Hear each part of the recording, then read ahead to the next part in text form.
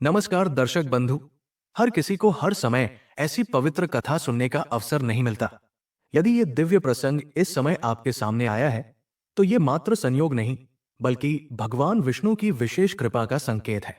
गुरुवार का दिन हिंदू धर्म में अत्यंत पवित्र और महत्वपूर्ण माना जाता है। यह दिन भगवान विष्णु और देवगुरु बृहस्पति को समर्पित है। भगवान विष्णु को जगत के पालनकर्ता के रूप में जाना जाता है। वही देवगुरु बृहस्पति देवताओं के गुरु हैं और ज्ञान, बुद्धि तथा धन के देवता माने जाते हैं। गुरुवार का व्रत अत्यंत फलदायी माना जाता है और इसे करने से सभी मनोकामनाएं पूर्ण होती हैं। कहते हैं कि जो व्यक्ति हर गुरुवार भगवान विष्णु की पूजा करता है और गुरुवार की कथा सुनता है, उसकी सभी परेशानियां दूर हो जाती हैं और उसके जीवन में सुख समृद्धि का आगमन होता है। भगवान विष्णु सृष्टि के पालनहार हैं और जब उनकी कृपा किसी भक्त पर होती है तो उसके जीवन से दुख, कष्ट और अभाव धीरे धीरे समाप्त होने लगते हैं। शास्त्रों में कहा गया है कि जो भक्त सच्चे मन से नारायण का स्मरण करता है उसे सुख, शांति और आध्यात्मिक उन्नति प्राप्त होती है। भगवान हमें धैर्य, प्रेम और धर्म के मार्ग पर चलने की प्रेरणा देते हैं। उनकी कथा का श्रवण केवल सुनना नहीं बल्कि अपने जीवन को शुद्ध और सकारात्मक बनाने का माध्यम है। दर्शक बंधु, आज मैं आपको एक ऐसी अद्भुत और रहस्यमयी कथा सुनाने जा रहा हूं जिसमें भगवान विष्णु की विशेष लीला का वर्णन है। यह कथा हमें सिखाती है कि भगवान की लीलाएं अगम्य हैं और जो कुछ भी होता है उसमें हमारी भलाई ही छिपी होती है। हमें भगवान पर विश्वास रखना चाहिए और उनके बताए मार्ग पर चलना चाहिए। यह कथा हमें यह भी सिखाती है कि धन का सही उपयोग दान और परोपकार में है, न कि केवल संचय करने में। इसलिए आपसे विनम्र निवेदन है कि इस कथा को पूरी श्रद्धा और एकाग्रता के साथ सुने।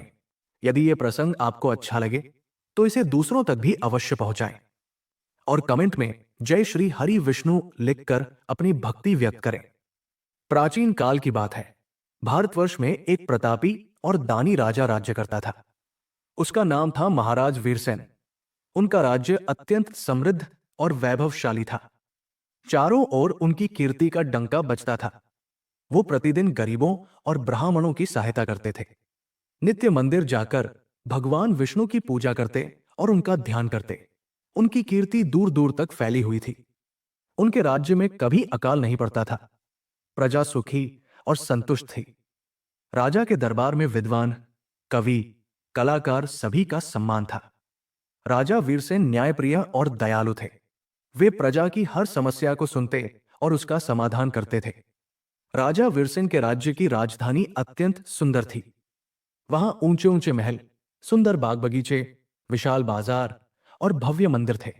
नदियां कल कल बहती थी और खेतों में लहलहाती फसलें देखते ही बनती थी। प्रजा राजा से बहुत प्रेम करती थी और राजा भी अपनी प्रजा को अपनी संतान के समान मानते थे। राजा वीरसेन के कोई संतान नहीं थी, फिर भी वे प्रजा को ही अपनी संतान मानकर उनका पालन पोषण करते थे। राजा वीरसेन की पत्नी का नाम था रानी चंद्रावती। वो अत्यंत सुंदर और रूपवती थी, परंतु उसके स्वभाव में एक बड़ी कमी थी। वो बहुत कंजूस थी। उसे दान पुण्य से चिढ़ थी।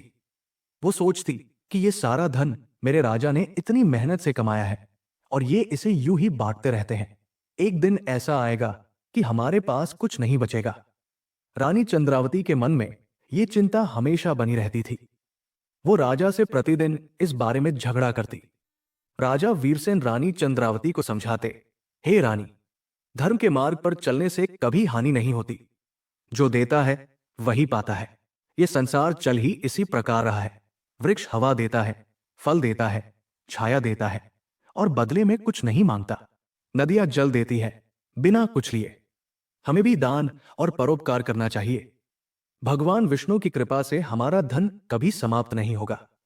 जो बोता है वही काटता है, जो बांटता है उसके पास हमेशा बना रहता है। परंतु रानी चंद्रावती को ये बातें समझ में नहीं आती थी। उसके मन में एक ही बात थी, कैसे ये धन लुटने से बचे, कैसे राजा को इस रास्ते से हटाया जाए। वो दिन रात इसी चिंता में डूबी रहती कि कैसे राजा को दान देने से रोका जाए। उसने कई बार राजा से कहा कि वे देना बंद कर दे, पर राजा ने उसकी एक न सुनी। वे अपने धर्म पर अड़िग रहे। वे जानते थे कि धर्म का मार्ग ही सच्चा मार्ग है। उन्होंने भगवान विष्णु से यही सीखा था कि दान और परोपकार ही मनुष्य के जीवन की सबसे बड़ी पूंजी है। एक दिन राजा वीरसेन ने वन में शिकार खेलने जाने का निश्चय किया। उन्होंने रानी चंद्रावती से कहा, हे देवी, मैं कुछ दिनों के लिए वन जा रहा हूं। तुम यहां महल की देखभाल करना और प्रजा का ध्यान रखना। मैं कुछ ही दिनों में लौट आऊंगा। जब तक मैं न लौटूं, तुम राजकाज संभालना और प्रजा की हर समस्या का समाधान करना। रानी चंद्रावती के मन में यह सुनकर अपार हर्ष हुआ। उसने सोचा, अब जब राजा नहीं, तो मैं कोई ऐसा उपाय करूं जिससे यह दान पुण्य का सिलसिला हमेशा के लिए बंद हो जाए। अब मुझे मौका मिल गया है। जब तक राजा नहीं है, मैं कोई ऐसा काम करूं कि यह दान पुण्य खत्म हो जाए। उसने सोचा कि क्यों न सारा धन कहीं छुपा दिया जाए, ताकि राजा को देने के लिए कुछ बचे ही नहीं। पर उसे यह भी पता था कि राजा लौटकर आएंगे तो सब कुछ जान जाएंगे। इसलिए उसने कोई ऐसा उपाय सोचा जिससे धन स्थायी रूप से नष्ट हो जाए। राजा के वन को प्रस्थान करते ही रानी चंद्रावती ने महल के सभी दरवाजे बंद करा दिए। उसने किसी भी भिखारी या साधु को महल में प्रवेश न करने का आदेश दे दिया। उसने पहरेदारों से कहा, देखो, जब तक राजा नहीं लौटते, किसी को भी महल में प्रवेश न करने देना। चाहे कोई कितना भी बड़ा साधु क्यों न हो या कोई कितना भी दुखी क्यों न हो, उसे अंदर नहीं आने देना। यह मेरा सीधा आदेश है। 3 दिन बीत गए। रानी चंद्रावती अपने कक्ष में अकेली बैठी सोच रही थी कि कैसे इस धन को हमेशा के लिए सुरक्षित रखा जाए। वो सोच रही थी कि काश कोई ऐसा उपाय होता कि यह धन नष्ट हो जाता तो राजा को देने का मन भी न करता और मैं भी चैन से रहती। उसे अपनी इस सोच पर स्वयं ही आश्चर्य हो रहा था, पर उसका कंजूस स्वभाव उस पर हावी था। वो ये नहीं समझ पा रही थी कि धन तो आने जाने वाली चीज है, पर उसका सदुपयोग ही उसे स्थायी बनाता है। तभी उसकी दासी ने आकर सूचना दी, हे रानी, महल के द्वार पर एक साधु आए हैं। वो भिक्षा मांग रहे हैं। उनका तेज अद्भुत है। उन्हें देखकर ऐसा लगता है मानो कोई देवता हो। उनके पीले वस्त्र, उनके मुख की आभा, उनकी वाणी की मधुरता, सब कुछ अद्भुत है। मैंने उनसे कहा कि रानी ने किसी को प्रवेश न करने का आदेश दिया है, पर वे नहीं मान रहे। वे कह रहे हैं कि उन्हें रानी से मिलना ही है। वे कह रहे थे कि जो रानी इतनी सुंदर है, वो इतनी निर्दयी कैसे हो सकती है। रानी चंद्रावती ने झुंझलाकर कहा, उन्हें विदा कर दो। मैंने तो आदेश दिया था कि किसी को प्रवेश न दिया जाए, चाहे वो कोई भी हो। मुझे किसी साधु से कोई मतलब नहीं। दासी बोली, हे रानी, मैंने बहुत समझाया, पर वे नहीं मान रहे। वे कह रहे हैं कि उन्हें स्वयं रानी से मिलना है। वे कह रहे थे कि रानी को एक महत्वपूर्ण संदेश देना है जो उनके जीवन को बदल सकता है। मैंने उनसे पूछा कि वो संदेश क्या है, तो वे बोले कि वो केवल रानी को ही बता सकते हैं। रानी चंद्रावती ने झुंझलाते हुए कहा, अच्छा, उन्हें यहां ले आओ। देखती हूं कैसे साधु हैं जो मेरे आदेश की अवहेलना कर रहे हैं। उनकी हिम्मत कैसे हुई मेरे आदेश को तोड़ने की। मैं उनसे पूछूंगी कि उन्हें क्या चाहिए। थोड़ी ही देर में वो साधु रानी चंद्रावती के कक्ष में आ पहुंचे। उनका रूप अत्यंत तेजस्वी था। पीले वस्त्र धारण किए, हाथ में कमंडल और माला लिए। उनके मुख पर एक अद्भुत आभा थी। उनके नेत्रों में दिव्य तेज था। उनके मस्तक पर चंदन का तिलक था। उनके कंठ में वैजयंती माला थी। उनके पैरों में चरण पादुका थी। उन्हें देखते ही रानी चंद्रावती के मन में एक विचित्र सा भय उत्पन्न हुआ। वो समझ गई कि ये कोई साधारण साधु नहीं है। उनके व्यक्तित्व में एक अलौकिकता थी। पर रानी ने अपने को स्थिर किया और स्वयं को संभाला। साधु ने मधुर वाणी में कहा, हे देवी, मैं भिक्षा मांगने आया हूं। मुझे कुछ भोजन दिलवा दो। मैं 3 दिन से भूखा हूं। मैंने इस नगर में कई दरवाजे खटखटाए, पर किसी ने मुझे भोजन नहीं दिया। सबने कहा कि रानी ने आदेश दिया है कि किसी को भोजन न दिया जाए। मैंने सोचा, चलो रानी से ही मिलता हूं, शायद वो मुझे भोजन दे दे। रानी चंद्रावती ने तीखे स्वर में उत्तर दिया, हे साधु महाराज, मैं इस दान और पुण्य से तंग आ गई हूं। मेरे पति तो सारा धन लुटाते ही रहते हैं। मैं तो चाहती हूं कि यह सारा धन नष्ट हो जाए, ताकि न रहेगा बांस, न बजेगी बांसुरी। जब धन ही नहीं होगा तो देने का सवाल ही नहीं उठता। मैं चाहती हूं कि ऐसा कुछ हो कि यह धन हमेशा के लिए नष्ट हो जाए। मुझे इस धन से कोई प्रेम नहीं। ये धन तो मेरे लिए अभिशाप बन गया है। ये सुनकर साधु के मुख पर एक विचित्र सी मुस्कान आई। वो बोले, देवी, तुम बड़ी विचित्र हो। धन और संतान तो सभी चाहते हैं। पापी के घर भी पुत्र और लक्ष्मी की कामना होती है। संसार में कोई ऐसा नहीं जो धन न चाहता हो। धन से ही सब कुछ होता है। धन से मान सम्मान मिलता है। धन से सुख सुविधाएं मिलती है। धन से बड़े बड़े काम होते हैं। और तुम चाहती हो कि तुम्हारा धन नष्ट हो जाए। ये तो अत्यंत विचित्र बात है। यदि तुम्हारे पास अधिक धन है तो उसे सत्कर्मों में लगाओ। भूखों को भोजन दो, प्यासों के लिए प्याऊ बनवाओ, मुसाफिरों के लिए धर्मशालाएं खुलवाओ। जो निर्धन अपनी कुंवारी कन्याओं का विवाह नहीं कर सकते, उनका विवाह करा दो। जो विद्या पढ़ना चाहते हैं, उनके लिए पाठशालाएं खुलवाओ। जो रोगी हैं, उनके लिए औषधालय बनवाओ। ऐसा करने से तुम्हारा यश लोक और परलोक दोनों में फैलेगा। यही धन का सदुपयोग है। पर रानी चंद्रावती पर इस उपदेश का कोई प्रभाव नहीं पड़ा। वो बोली, महाराज, आप मुझे कुछ न समझाए। मैं ऐसा धन नहीं चाहती जो हर जगह बांटती फिरूं। मैं तो चाहती हूं कि यह धन किसी तरह नष्ट हो जाए, तभी मुझे चैन मिलेगा। मैंने बहुत सोचा है। दान पुण्य से मुझे कोई लाभ नहीं चाहिए। मुझे तो केवल यह चाहिए कि यह धन नष्ट हो जाए। साधु ने गंभीर स्वर में कहा, यदि तुम्हारी यही इच्छा है और तुम सचमुच चाहती हो कि तुम्हारा धन नष्ट हो जाए, तो जैसा मैं कहता हूं वैसा ही करना। यह कोई साधारण उपाय नहीं है। यह बहुत कठिन उपाय है। इसे करने से तुम्हारा सारा धन नष्ट हो जाएगा। पर ध्यान रखो, यह उपाय अटल है। एक बार करोगी तो पीछे नहीं हट सकती। रानी चंद्रावती ने उत्सुकता से पूछा, कृपया बताइए, वो उपाय क्या है? मैं सब कुछ करने को तैयार हूं। बस मुझे इस धन के बोझ से मुक्ति चाहिए। साधु ने कहा, बृहस्पतिवार के दिन घर को गोबर से लीपना, अपने केशों को पीली मिट्टी से धोना, राजा से हजामत बनवाने को कहना, भोजन में मांसमदिरा ग्रहण करना, कपड़े धोबी के यहां धुलने डालना। ये सब बृहस्पतिवार के दिन करना। ऐसा करने से 7 बृहस्पतिवार में तुम्हारा सारा धन नष्ट हो जाएगा। ये बहुत पुराना उपाय है। इसे करने से धन का नाश होता है। पर मैं तुम्हें चेतावनी देता हूं, ये उपाय करने के बाद पछताना मत। एक बार धन नष्ट हो गया तो फिर वापस नहीं आएगा। इतना कहते ही वो साधु वहां से अंतर्ध्यान हो गए। रानी चंद्रावती चकित रह गई।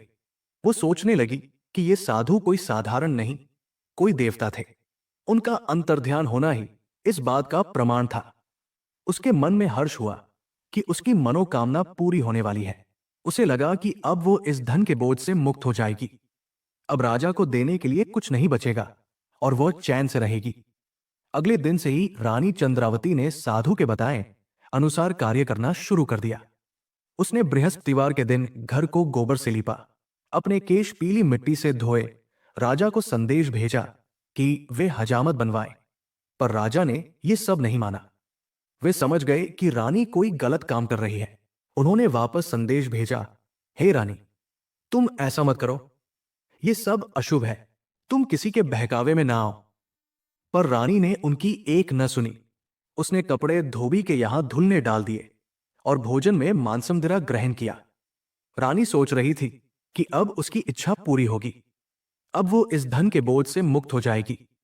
पर उसे क्या पता था कि उसने जो मांगा है वो उसके और उसके परिवार के लिए अभिशाप बनने वाला है। वो ये नहीं समझ पाई कि धन का नाश होना कितनी बड़ी विपदा है। वो केवल दान पुण्य से चिढ़ती थी, पर उसे ये नहीं पता था कि धन के बिना जीवन कितना कठिन हो जाता है। 3 बृहस्पतिवार ही बीते थे कि एक भयानक घटना घटी। एक रात अचानक महल के खजाने में आग लग गई। लाखों करोड़ों का धन जलकर राख हो गया। सोना चांदी पिघल गया, मोती मूंगे जल गए, कीमती वस्त्र भस्म हो गए। राजा के पास जो भी मूल्यवान वस्तुएं थी वे या तो चोरी हो गई या नष्ट हो गई। जो बचा वो भी लुट गया। नौकर चाकर, मित्र संबंधी सभी ने उनका साथ छोड़ दिया। जो कल तक राजा के सामने हाथ जोड़कर खड़े रहते थे, आज उन्होंने मुंह फेर लिया। राजा वीरसेन जब वन से लौटे तो ये दृश्य देखकर स्तब्ध रह गए।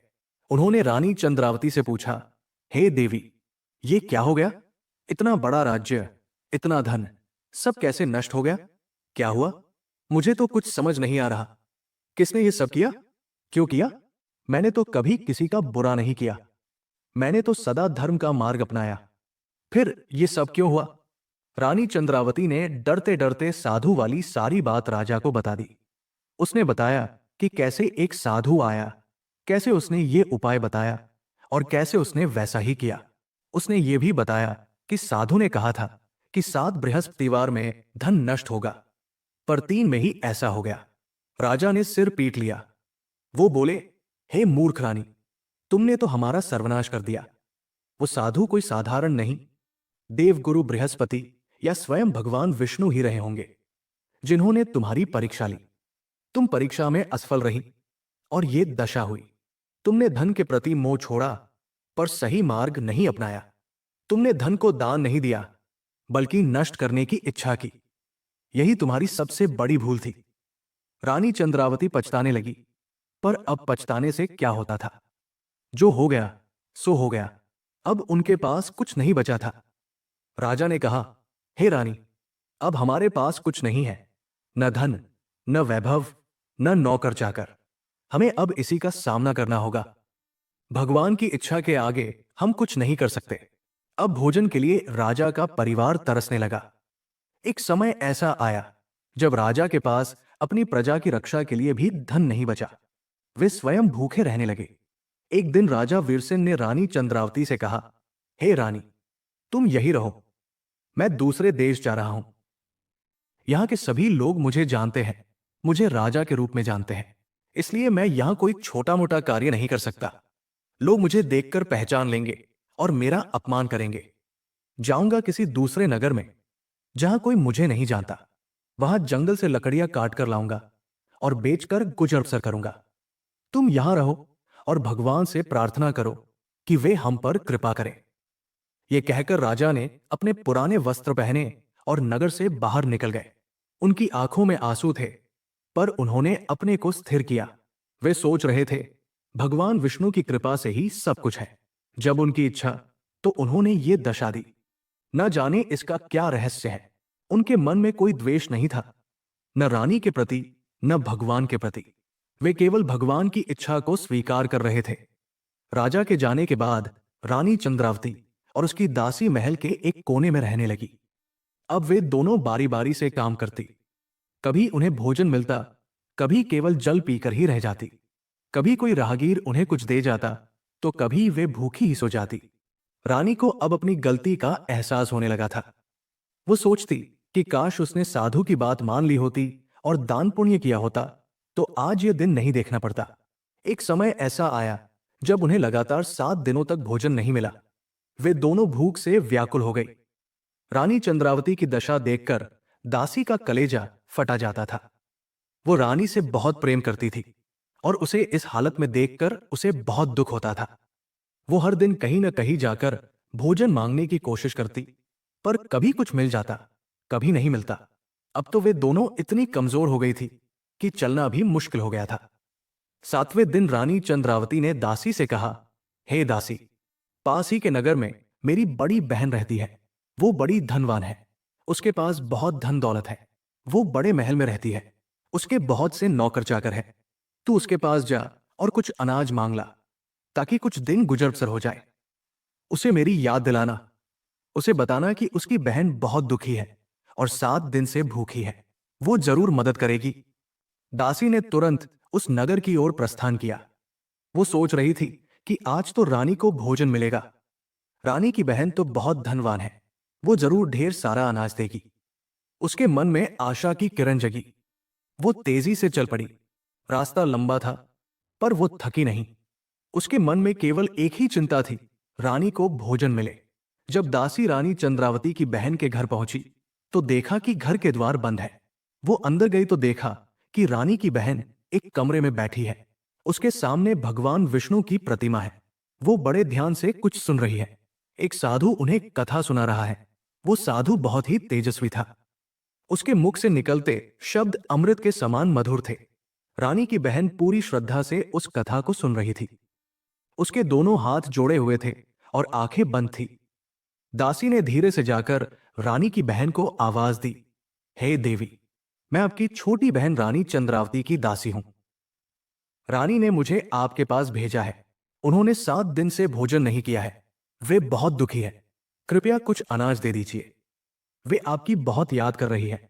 पर रानी की बहन ने कोई उत्तर नहीं दिया। वो तो ध्यान से कथा सुन रही थी। उसकी आंखें बंद थी और वो पूरी तरह से कथा में लीन थी। दासी ने फिर आवाज दी और फिर, पर हर बार रानी की बहन मौन ही रही। यहां तक कि उसने एक शब्द भी नहीं बोला। नहीं उसने अपनी आंखें खोली। वो ऐसे बैठी थी मानो उसे कुछ सुना ही नहीं दे रहा हो।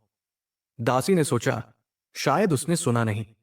उसने और जोर से आवाज दी, हे देवी, सुनिए, मैं आपकी बहन की दासी हूं। आपकी बहन मर रही है भूख से। कृपया कुछ दीजिए। पर फिर भी कोई उत्तर नहीं मिला। दासी बहुत देर तक वहां खड़ी रही, प्रतीक्षा करती रही, पर रानी की बहन ने कोई प्रतिक्रिया नहीं दी। दासी बहुत दुखी हुई। उसे क्रोध भी आया। उसने सोचा, इतनी धनवान बहन और अपनी ही बहन की इतनी दुर्दशा पर उसे तरस भी नहीं आया। उसका हृदय कितना कठोर है। उसे अपनी बहन के लिए जरा भी दया नहीं आई। वो तो मुझसे बात भी नहीं करना चाहती। उसने सोचा, ये सब धन का घमंड है। धन ने उसके हृदय को कठोर बना दिया है। वो वहां से बिना कुछ लिए लौट आई। रास्ते भर वो सोचती रही कि रानी को क्या जवाब देगी। उसे बहुत बुरा लग रहा था। उसे लगा कि वो रानी का मुंह कैसे दिखाएगी। वो धीरे धीरे चल रही थी। मन ही मन भगवान से प्रार्थना कर रही थी कि कोई और उपाय हो। जब उसने रानी चंद्रावती को सारा वृत्तांत सुनाया तो रानी फूट फूट कर रोने लगी। वो बोली, हे देव, तूने मुझे इतना नीचा दिखाया कि मेरी ही बहन ने मेरी दासी को उत्तर नहीं दिया। मैंने सोचा था धन से सब कुछ मिलता है, पर आज पता चला कि धन तो आते जाते रहता है, पर अपने ही अपने होते हैं, और वे भी जब तक चाहें।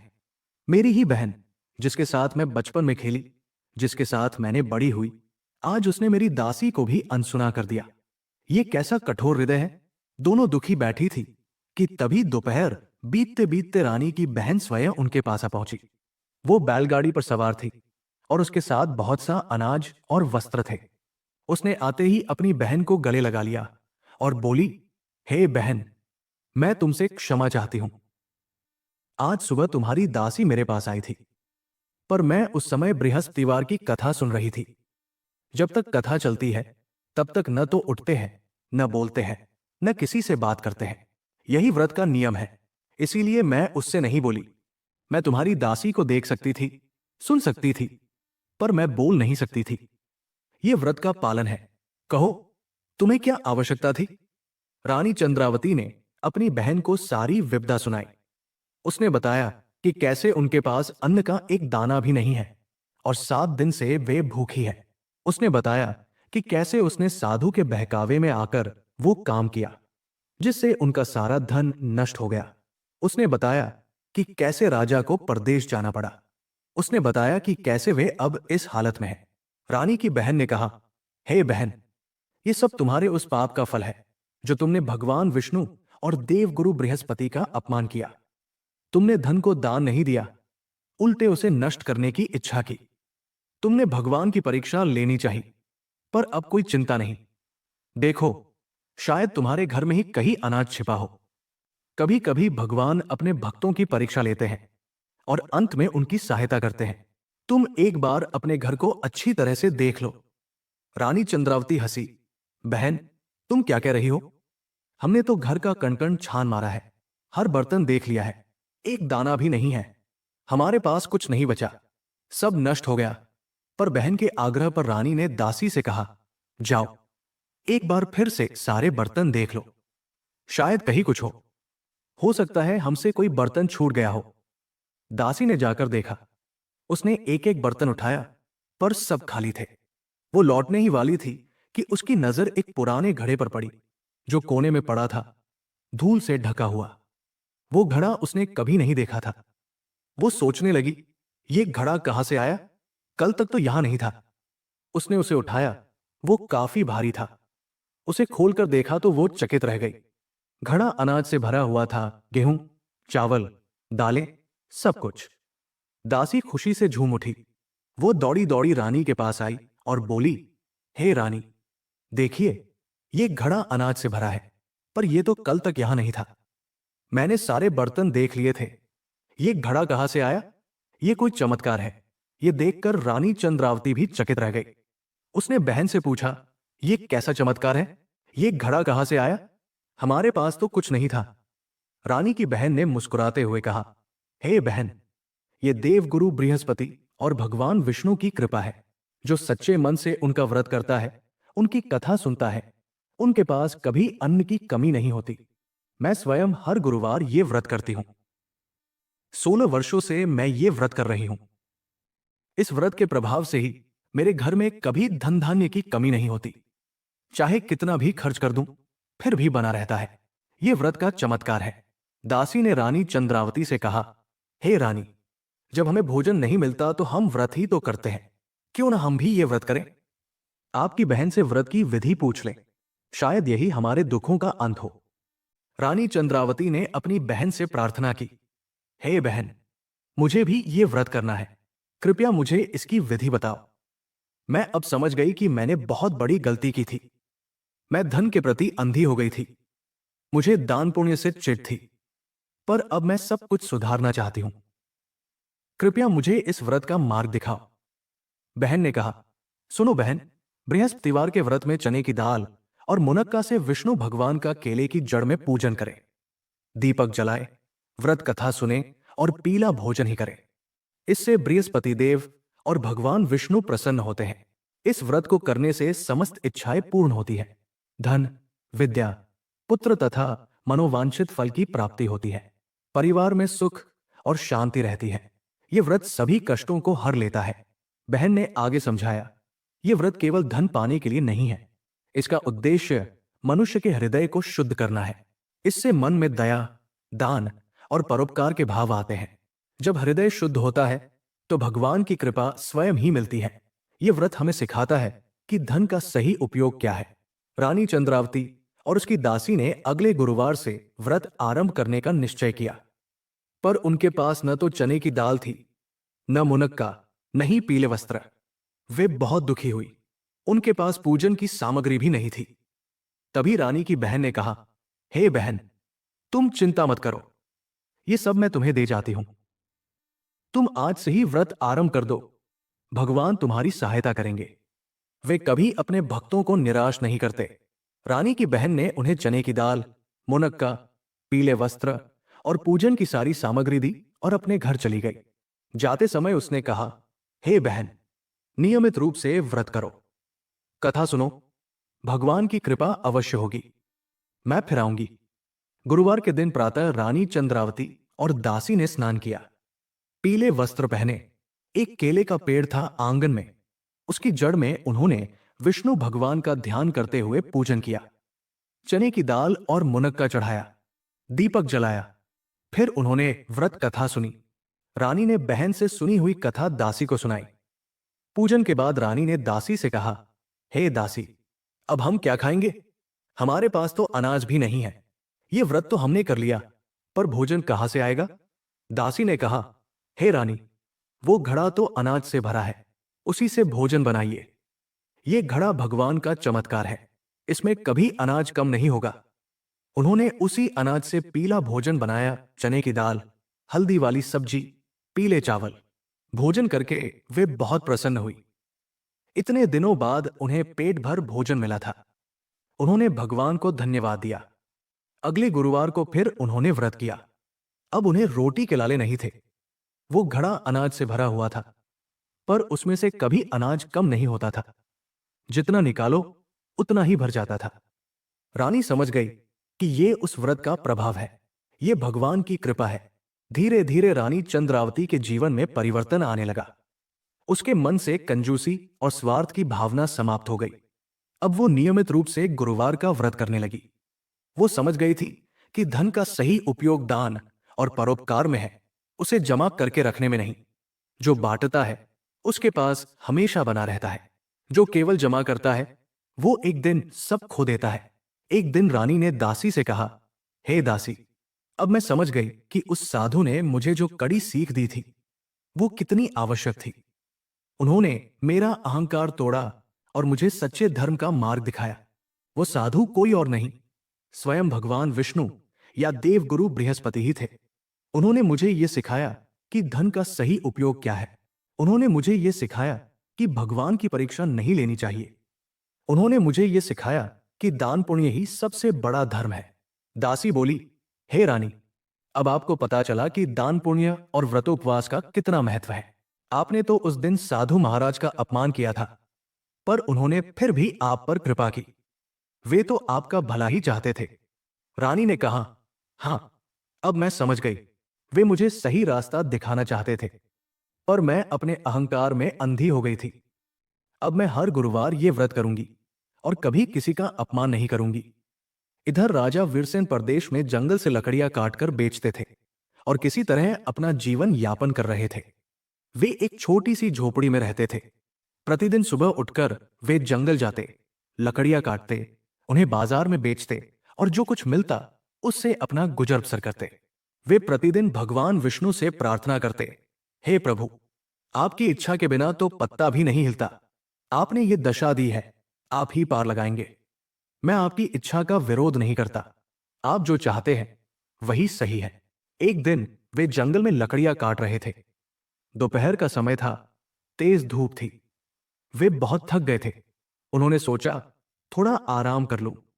वे थककर एक वृक्ष के नीचे बैठ गए। तभी उन्हें एक विचित्र अनुभव हुआ। उन्हें लगा जैसे कोई उन्हें पुकार रहा है। उन्होंने चारों ओर देखा, कोई नहीं था। चारों ओर सन्नाटा था, केवल पक्षियों की आवाजें थी। फिर आवाज आई, हे वीरसेन, डरो मत, मैं तुम्हारे समक्ष प्रकट हो रहा हूं। सहसा वहां एक दिव्य प्रकाश हुआ और उसमें से भगवान विष्णु प्रकट हुए। वे 4 भुजाओं वाले थे। उनके हाथों में शंख, चक्र, गदा और पद्म थे। उनके गले में वैजयंती माला थी। उनके मुख पर अद्भुत तेज था। उनके पीले वस्त्र हवा में लहरा रहे थे। राजा ने उन्हें देखा तो वे दंडवत प्रणाम करने लगे। उनकी आंखों से आंसू बह रहे थे। वे बोले, हे प्रभु, मैंने कौन सा पाप किया था कि आपने मुझे यह दिन दिखाया? मैंने तो सदा आपकी पूजा की, दान पुण्य किया, फिर यह दशा क्यों? भगवान विष्णु ने मुस्कुराते हुए कहा, हे वीरसेन, तुमने कोई पाप नहीं किया। तुम तो सदा धर्म के मार्ग पर चले। यह सब तुम्हारी रानी की इच्छा का परिणाम था। उसने मुझसे साधु के रूप में वरदान मांगा था कि उसका सारा धन नष्ट हो जाए। मैंने उसे वैसा ही दिया, पर यह सब उसकी परीक्षा के लिए था। मैं उसे सही मार्ग दिखाना चाहता था। राजा वीरसेन बोले, हे प्रभु, कृपया मुझे इस रहस्य से अवगत कराइए। मैं समझ नहीं पा रहा हूं कि यह सब क्यों हुआ। भगवान ने कहा, वास्तव में तुम्हारी रानी के मन में दान पुण्य के प्रति बहुत द्वेष था। उसका अहंकार बहुत बढ़ गया था। उसे यह समझाने की आवश्यकता थी कि धन का सही उपयोग क्या है। इसलिए मैंने साधु का रूप धारण किया और उसे वे निर्देश दिए। उन निर्देशों का पालन करने से उसका धन नष्ट हो गया, पर इसी से उसे जीवन का सच्चा पाठ मिलेगा। अब वो समझ गई है कि दान पुण्य कितना महत्वपूर्ण है। वो अब गुरुवार का व्रत कर रही है। उसका हृदय परिवर्तन हो गया है। राजा बोले, हे प्रभु, अब क्या होगा? क्या हम फिर से वैसा जीवन पा सकेंगे? क्या हमारा राज्य वापस मिलेगा? भगवान ने कहा, हे राजन, तुम चिंता मत करो। तुम्हारी रानी अब गुरुवार का व्रत कर रही है। उसका हृदय परिवर्तन हो गया है। वो अब दान पुण्य में विश्वास करने लगी है। जल्द ही तुम अपना राज्य पुनः प्राप्त करोगे। मैं तुम्हें आशीर्वाद देता हूं। अब तुम अपने नगर लौट जाओ।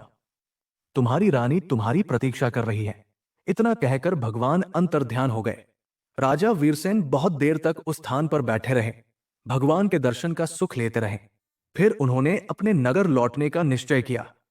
राजा वीरसेन ने तुरंत अपने नगर की ओर प्रस्थान किया। रास्ते भर वे भगवान के दर्शन के बारे में सोचते रहे। उन्हें बहुत प्रसन्नता हुई कि भगवान ने स्वयं उन्हें दर्शन दिए। वे तेजी से चल रहे थे। उनके मन में अपनी रानी से मिलने की उत्सुकता थी। जब राजा वीरसेन अपने नगर लौटे तो उन्होंने देखा कि उनकी रानी बिल्कुल बदल चुकी थी। उसने गुरुवार के व्रत को अपने जीवन का अभिन्न अंग बना लिया था। वो अब कंजूस नहीं रह गई थी। वो खुलकर दान करती थी। उसके मन में सबके लिए प्रेम और करुणा थी। रानी चंद्रावती ने राजा को देखा तो दौड़कर उनके चरणों में गिर पड़ी। वो बोली, हे नाथ, मुझे क्षमा कर दीजिए। मेरे ही कारण यह सर्वनाश हुआ। मैंने भगवान की परीक्षा ली और असफल रही। मैंने आपका बहुत नुकसान किया। मैंने हमारे राज्य को बर्बाद कर दिया। मुझे क्षमा कर दीजिए। राजा ने उसे उठाया और कहा, हे देवी, अब कोई दोष नहीं। भगवान ने हमें यह पाठ सिखाया है, हमें इससे सीख लेनी चाहिए। देखो, तुमने अब व्रत करना आरंभ कर दिया है। यही सबसे बड़ा लाभ है। तुम बदल गई हो। यही सबसे बड़ी उपलब्धि है। भगवान की कृपा से सब ठीक हो जाएगा। रानी ने राजा को बताया कि कैसे उसने गुरुवार का व्रत शुरू किया, कैसे उनके घर में एक रहस्यमयी घड़ा अनाज से भर गया और कैसे उसकी बहन ने उसकी मदद की। धीरे धीरे राजा वीरसेन के भाग्य का चक्र फिरने लगा। पहले की तरह उनके पास धन संपत्ति आने लगी। पुराने मित्र और संबंधी फिर से उनके पास आने लगे। जिन्होंने उनका साथ छोड़ दिया था, वे फिर से उनके दरबार में आने लगे। राजा ने सबका स्वागत किया, किसी से कोई शिकायत नहीं की। पर अब रानी चंद्रावती उसे देखकर खुश नहीं होती थी, बल्कि उसे सही मार्ग पर लगाने में विश्वास करती थी। वो अब धन को संभाल कर नहीं रखती थी, बल्कि उसे दान और परोपकार में लगाती थी। उसने कई धर्मशालाएं बनवाई, कई कुएं खुदवाए, कई पाठशालाएं खोली। उसने सैकड़ों गरीब कन्याओं के विवाह कराए। उसने अन्नपूर्णा मंदिर बनवाया, जहां हर दिन हजारों लोगों को भोजन मिलता था। राजा ने भी रानी का पूरा साथ दिया। उन्होंने अपना पूरा राजकोष दान और परोपकार के लिए खोल दिया। उन्होंने घोषणा की कि उनके राज्य में कोई भूखा नहीं सोएगा, कोई वस्त्रहीन नहीं रहेगा, कोई बीमार इलाज के बिना नहीं मरेगा। उनके राज्य में सुख समृद्धि छा गई। प्रजा राजा और रानी की जय जयकार करती। एक दिन गुरुवार था। राजा वीरसेन और रानी चंद्रावती ने पूरे विधि विधान से व्रत किया और भगवान विष्णु की आराधना की। रात्रि में वे दोनों भगवान का ध्यान कर रहे थे। अचानक उन्हें एक दिव्य प्रकाश दिखाई दिया। वह प्रकाश धीरे धीरे बढ़ता गया और उसमें से एक दिव्य पुरुष प्रकट हुए।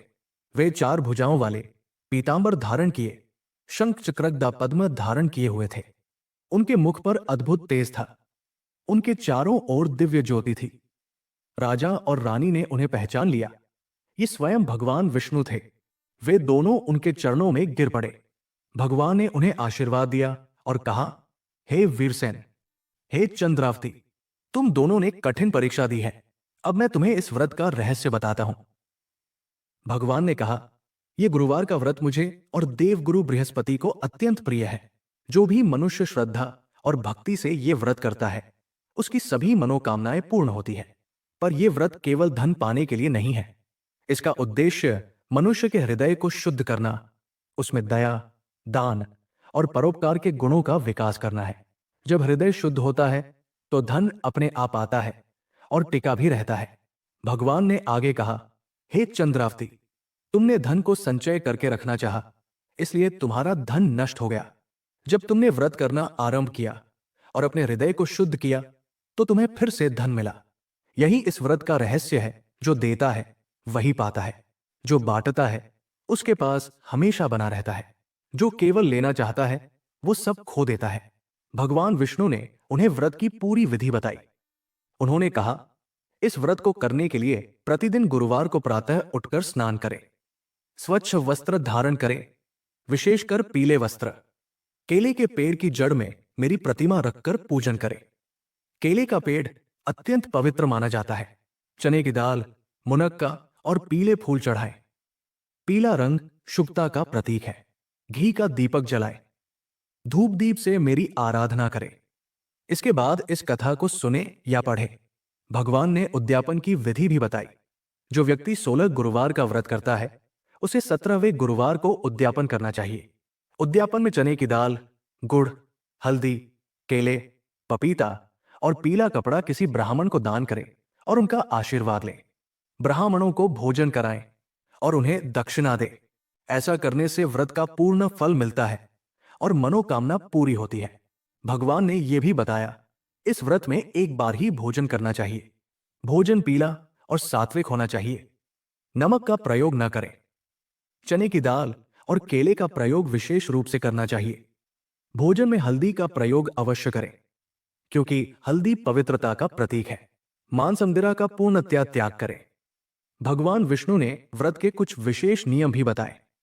उन्होंने कहा, जब तक कथा चल रही हो तब तक न उठे और न ही किसी से बात करें। यह बहुत आवश्यक नियम है।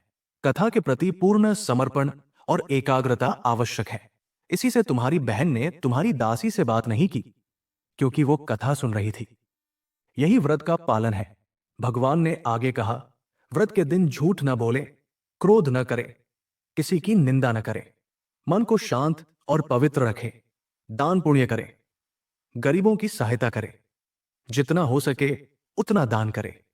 इसी से व्रत सफल होता है। भगवान ने यह भी कहा, यह व्रत केवल स्त्रियां ही नहीं, पुरुष भी कर सकते हैं। यह व्रत सभी के लिए है, चाहे वो धनवान हो या निर्धन, विद्वान हो या अशिक्षित, युवा हो या वृद्ध। केवल श्रद्धा और भक्ति की आवश्यकता है। भगवान विष्णु ने व्रत के फल और लाभों का विस्तार से वर्णन किया। उन्होंने कहा, इस व्रत को करने से धन की प्राप्ति होती है, व्यापार में लाभ होता है, नौकरी में उन्नति होती है, ऋण से मुक्ति मिलती है, आर्थिक समस्याएं दूर होती है। भगवान ने आगे कहा, इस व्रत को करने से संतान सुख की प्राप्ति होती है। जिनके कोई संतान नहीं होती, उन्हें संतान की प्राप्ति होती है, संतान की रक्षा होती है, संतान का भविष्य उज्जवल होता है। भगवान ने यह भी कहा, इस व्रत को करने से विवाह में आने वाली बाधाएं दूर होती है, कुंवारी कन्याओं को योग्य वर की प्राप्ति होती है, वैवाहिक जीवन सुखमय होता है, दाम्पत्य जीवन में प्रेम और सद्भाव बना रहता है। भगवान ने बताया, इस व्रत को करने से स्वास्थ्य लाभ होता है, रोग दूर होते हैं, आयु बढ़ती है, मानसिक शांति मिलती है, तनाव दूर होता है। भगवान ने कहा, इस व्रत को करने से ग्रह दोष दूर होते हैं, विशेषकर बृहस्पति ग्रह के दोष। बृहस्पति की कृपा से ज्ञान, बुद्धि और विवेक की वृद्धि होती है, जीवन में सफलता मिलती है। भगवान विष्णु ने राजा वीरसेन और रानी चंद्रावती को अंतिम वरदान दिया, हे वीरसेन, तुम एक अच्छे राजा हो। तुमने सदैव धर्म का पालन किया है, तुमने कभी किसी का अहित नहीं सोचा, तुमने हमेशा प्रजा का ध्यान रखा। इसलिए मैं तुम्हें वरदान देता हूं कि तुम्हारे राज्य में कभी अकाल नहीं पड़ेगा, तुम्हारी प्रजा सुखी रहेगी, तुम्हारा राज्य हमेशा समृद्ध रहेगा, तुम्हारी कीर्ति दूर दूर तक फैलेगी। फिर उन्होंने रानी चंद्रावती की ओर देखा और कहा, हे चंद्रावती, तुमने अपने अपराध का प्रायश्चित कर लिया है, तुमने व्रत का महत्व समझा और उसे अपनाया, तुमने अपने अहंकार को त्याग दिया, तुमने दान और परोपकार का मार्ग अपनाया।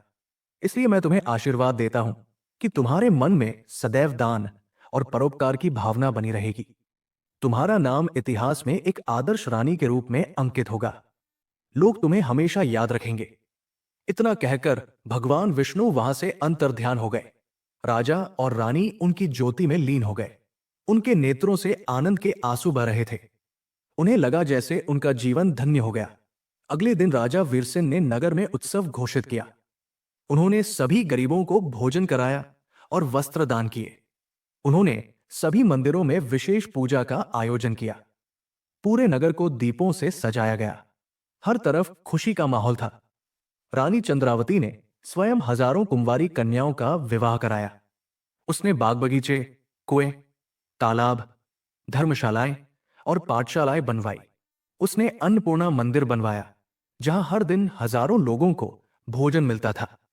उसने वैद्यशालाएं बनवाई, जहां गरीबों का मुफ्त इलाज होता था। उसने गौशालाएं बनवाई, जहां गायों की सेवा होती थी। अब वो समझ गई थी कि सच्चा सुख धन पाने में नहीं, धन बांटने में है।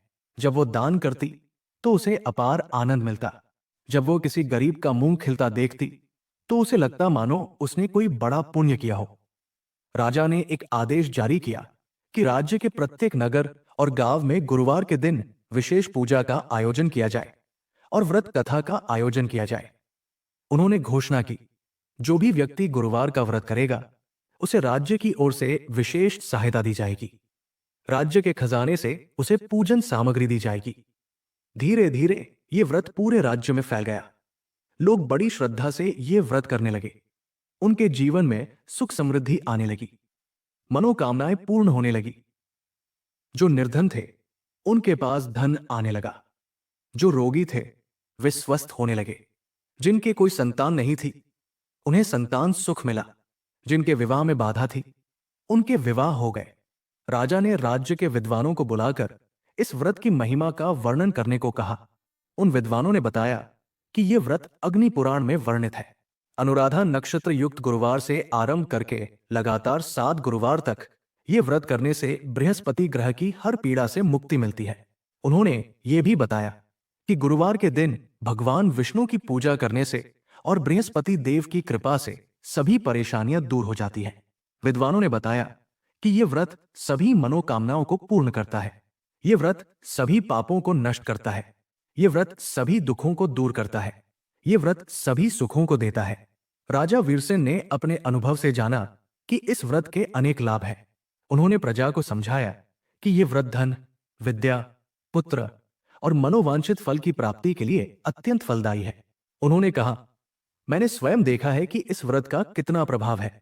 मैंने स्वयं अनुभव किया है कि इस व्रत से कैसे जीवन बदल जाता है। उन्होंने बताया कि कुंवारी कन्याओं के लिए यह व्रत विशेष रूप से लाभदायक है। इससे उनके विवाह में आने वाली बाधाएं दूर होती हैं और उन्हें योग्य वर की प्राप्ति होती है। विवाहित स्त्रियों के लिए यह व्रत सुखी वैवाहिक जीवन प्रदान करता है और पति पत्नी के बीच प्रेम बढ़ाता है। पुरुषों के लिए यह व्रत धन और यश में वृद्धि करता है और व्यापार में लाभ दिलाता है। उन्होंने ये भी बताया कि इस व्रत को करने से घर में सुख शांति बनी रहती है और धन की कभी कमी नहीं होती।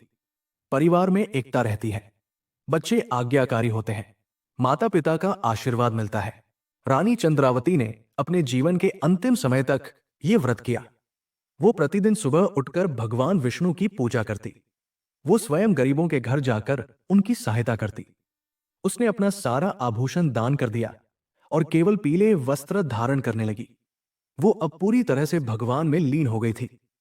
जब उसकी मृत्यु का समय आया तो उसने राजा वीरसेन और अपनी प्रजा को अंतिम संदेश दिया। उसने कहा, हे प्रियजनों, मैंने अपने जीवन में बहुत गलतियां की। मैं अहंकारी थी, कंजूस थी, मुझे दान पुण्य से चिढ़ थी, पर भगवान की कृपा से मुझे सही मार्ग मिला। मैंने गुरुवार का व्रत किया और अपना जीवन सुधारा। आप सब भी ये व्रत करें, दान पुण्य करें, गरीबों की सहायता करें।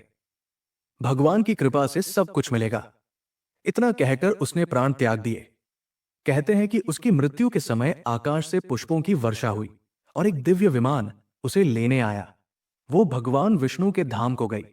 रानी चंद्रावती की मृत्यु के बाद राजा वीरसेन ने भी कुछ वर्षों तक राज्य किया। फिर उन्होंने अपने पुत्र को राजगद्दी सौंप दी और स्वयं वन चले गए। उन्होंने वन में तपस्या की और अंत में भगवान विष्णु के धाम को प्राप्त हुए। उनके पुत्र ने भी गुरुवार के व्रत को जारी रखा। उसने अपने पिता की तरह ही प्रजा का पालन किया और दान पुण्य किया। उसके राज्य में भी सुख समृद्धि बनी रही। इस प्रकार यह व्रत पीढ़ी दर पीढ़ी चलता रहा। आज भी जो कोई श्रद्धा और भक्ति से गुरुवार का व्रत करता है और ये कथा सुनता है, उसकी सभी मनोकामनाएं पूर्ण होती है। उसे भगवान विष्णु और देवगुरु बृहस्पति की विशेष कृपा प्राप्त होती है। जय भगवान विष्णु।